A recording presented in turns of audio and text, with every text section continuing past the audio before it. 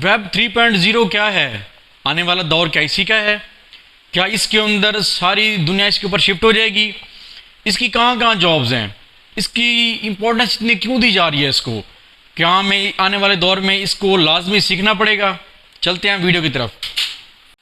अच्छा जी, स्टार्ट करते हैं हम अपनी वीडियो वेब 3.0 के साथ कि वेब 3.0 क्या है, आने वाले दौर में इसकी इम्पोर्टेंस इतनी ज़्यादा क्यों दी जा रही है इसको?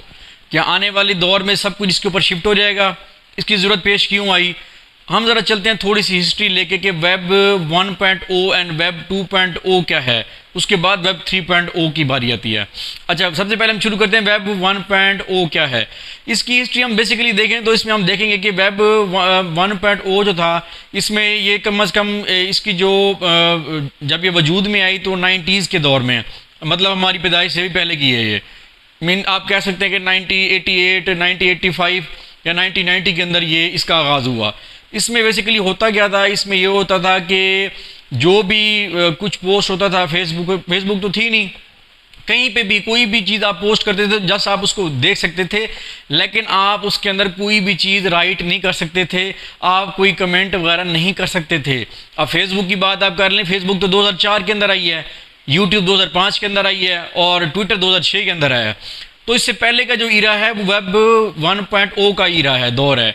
उसमें मतलब सारा कुछ जो था वो एक ऐसे था कि मज़ा नहीं आ रहा था, लोग इससे इंजॉय नहीं कर रहे थे, बस एक चीज़ लिखी हुई है वो पढ़ लेते थे, बस ये कुछ है। लेकिन with the passage of time लोगों ने कहा कि हमें ये चीज़ कमेंट भी करनी है, शेयर भी करनी है, पोस्ट भी करना है, आर्टिकल भी लिखने हैं, तो हम वो चीज़ कैसे करेंगे? तो with the passage of time जैसे जैसे एडवांसमेंट होती गई तो फिर आई वेब 2.0। अब वेब 2.0 क्या चीज़ है? वेब 2.0 ये जब से 2.0 आई उसमें ये आ कि लोगों को आर्टिकल कमेंट करने का एक मौका दे दिया गया, अपने आर्टिकल पोस्ट करने शुरू कर दिए लोगों ने, यूट्यूब का प्लेटफॉर्म मिल गया उनको, फेसबुक का प्लेटफॉर्म मिल गया, वहाँ जाके लोग जैसे ट्विटर है, इंस्टा है, सारे वहाँ जाके अपनी पोस्ट को भी पोस्ट कर सकते हैं, आर्टिकल पोस्ट कर सकते हैं, कोई भी चीज़ वहाँ लिख सकते हैं, कमेंट भी कर सकते हैं वहाँ पे। लेकिन अब वेब 2.0 को हम देख लेंगे इसके डिसएडवांटेजेस क्या क्या थे। इसके डिसएडवांटेज ये थे, जैसे कि हम अभी यूट्यूब की बात कर लेते हैं।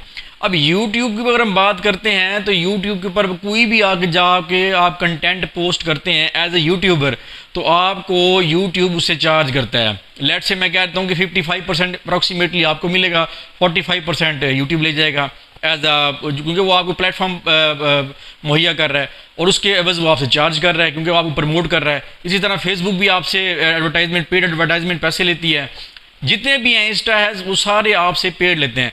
इसका सबसे बड़ा पहले तो डिसएडवांटेज ये है कि कोई भी सारा फ्री नहीं है, आपको वहाँ उनको पे करना पड़ता है, मतलब आपको फ्रीडम नहीं है, फुल कंटेंट तो आपका है लेकिन मुफ्त के आप उनको पैसे दिए जा रहे हैं। सबसे बड़ा डिसएडवांटेज ये है इसका। दूसरा डिसएडवांटेज की बात करेंगे तो दूसरा इसके अंदर जो नुकसान है कि आपका जो भी आपका पूरा एक पोस्ट है या आपका आर्टिकल है, कोई भी आपका जो डाटा है वो सिक्योर नहीं है, वो प्राइवेसी उसके अंदर नहीं है, तो वो आपका डाटा कहीं भी आगे किसी को सेल भी कर सकते हैं, उसको वहाँ से उड़ा भी सकते हैं। जैसे कि यूट्यूब की पॉलिसी की हल्की सी कोई वायलेशन करता है तो आपका अकाउंट सस्पेंड कर दिया जाता है, तो वहाँ पे मसले क्रिएट हो सकते हैं, मतलब आपकी वहाँ पे चीज़ें सिक्योर नहीं रहती हैं। तो इसी सारे चीज़ों को मसला हल करने के लिए लोग कॉपी पेस्ट भी कर लेते हैं, डाटा चुरा लेते हैं, तो इन चीज़ों का हल निकालने के लिए फिर आई वेब 3.0। अब वेब 3.0 क्या चीज़ है? ये काम करती है बेसिकली ब्लॉकचेन टेक्नोलॉजी के ऊपर, मतलब इसके अंदर सारा कुछ जो है एक टेक्नोलॉजी चल रही है उसके ऊपर काम कर रहा है। इसमें आपको कोई भी नुकसान नहीं है, कोई भी आपका डाटा चोरी नहीं कर सकता। आपका जो भी डाटा आप जिसको देंगे उसकी पूरी कंप्लीट एक हिस्ट्री बनती है कि मैंने इसको दिया, इसने फिर आगे इसको दिया, उसने फिर आगे उसको दिया, इस तरह एक पूरी हियरार्की बनती है, पूरी एक ब्लॉक चेन बनती है। इसमें डाटा आपका सिक्योर होता है और इसमें आपको अप्रॉक्सीमेटली 90 to 95% आपको पे भी किया जाता है। कोई मामूली सी 2-4-5% आप डिडक्शन होती है उसके अंदर, जो भी प्लेटफॉर्म आप यूज़ कर रहे होंगे, इतनी ज़्यादा नहीं होती। तो आने वाला दौर इसी का है, वेब 3.0 का। अब इसमें हम 2-3 चीज़ें और देख लेते हैं कि इसकी एडवांटेजेस ज़्यादा और क्या क्या चीज़ें हैं। सबसे पहले एडवांटेज देख लिया कि कितनी भी आप कोई पेमेंट निकलवाना चाहें, अब हम बैंक में जाते हैं, हम कहते हैं जी हमें इतने करोड़ चाहिए, तो वो एट अ टाइम आपको वो प्रोवाइड नहीं कर सकते, ठीक है उसके। लेकिन ब्लॉकचेन के अंदर आप जितना भी निकलवाना चाहें आप इजीली वहाँ से विथड्रॉ करवा सकते हैं। सेकंड नंबर पे हम आते हैं इसके अंदर कि इसकी जो हिस्ट्री है, आप जो भी चीज़ें सेल कर रहे हैं, कुछ भी आप कर रहे हैं, किसी को दे रहे हैं, आगे से राइट्स दे रहे हैं अपने, तो वो आपका एक चेन बनेगी, हिस्ट्री बनेगी आपकी। तीसरा सबसे बड़ा जो है मेटावर्स। मेटावर्स ये होता है कि आपको एक बड़े बड़े ग्लासेस पहना दिए जाते हैं, मोस्टली आपने देखा होगा। तो वहाँ पे आपका ये है कि आप बैठ के यहाँ एक कमरे में बैठ के आप पूरी दुनिया को देख सकते हैं। आप लंदन, पेरिस, कहीं पे भी जा सकते हैं। वो ऐसा लगेगा कि आप रियल वहाँ पे चल रहे हैं।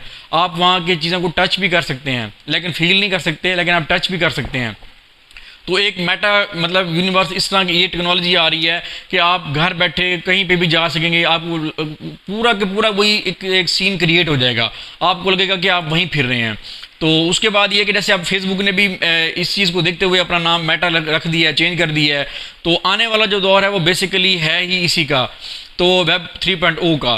तो मेरी सजेशन यही है कि अभी से इसके ऊपर शिफ्ट हो जाएं, इसके ऊपर लर्न करें, क्योंकि आने वाला दौर इसी का है। और अभी से अगर आप शुरू करेंगे तो जो भी कल को ये इसने हिट तो होना ही होना है, क्योंकि कोई भी टेक्नोलॉजी है आए दिन अपडेट हो रही है। जैसे वेब 3.0 थी, फिर 3.1 की बारी है, 3.2 की बारी है। अब ये सारा कुछ आपने इसके ऊपर चलना ही है, इसी को लेकर चलना है। तो इसी वजह से आप इसको भी स्टार्ट कर दें, इसकी लर्निंग। इसके ऊपर मैं मजीद भी वीडियोस बनाऊंगा इसकी लर्निंग के हवाले से। तब तक अपना ख्याल रखिएगा, मेरा चैनल लाजमी सब्सक्राइब कर दीजिएगा ताकि नई आने वाली वीडियोस आप इजीली देख सकें। ओके जी, अल्लाह हाफिज़।